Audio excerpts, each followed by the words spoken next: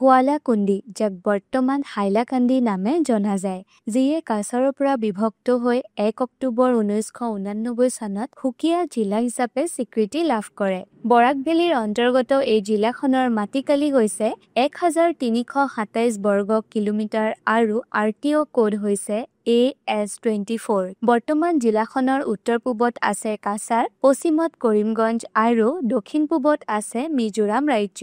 2011 চনৰ চেন্সাছ মতে ইয়াৰ জনসংখ্যা হৈছে 6 লাখ আৰু শিক্ষিত হাৰ হৈছে 92%। জিলাখনক প্ৰধানকৈ চাহ, ধান, কাঠ, বাঁহ-বেত, প্ৰাকৃতিক গেছ ইত্যাদিয়ে অৰ্থনৈতিকভাৱে সবল কৰি ৰাখিছে। আনহাতে ইয়াৰ এক প্ৰধান উদ্যোগ হৈছে পঞ্চগ্ৰামত অৱস্থিত হিন্দুস্তান পেপাৰ মিল। জিলাখনত থকা শিক্ষানুষ্ঠানসমূহ হ'ল Shri Kishan Charda college, Pandit Deendayal Upadhyay government model college, আৰিট ছিনিয়ৰ ছেকেণ্ডেৰী স্কুল ইত্যাদি। জিলাখন সৰু যদিও ইয়াত ভিন্ন ধৰ্ম আৰু ভাষা-ভাষীৰ লোকে একেলগে বসবাস কৰে। কেতিয়াবা তুমি হাইলাকান্দি গৈছা নেকি? কমেণ্টত শ্বেয়াৰ কৰিবা তোমাৰ এক্সপিৰিয়েঞ্চ।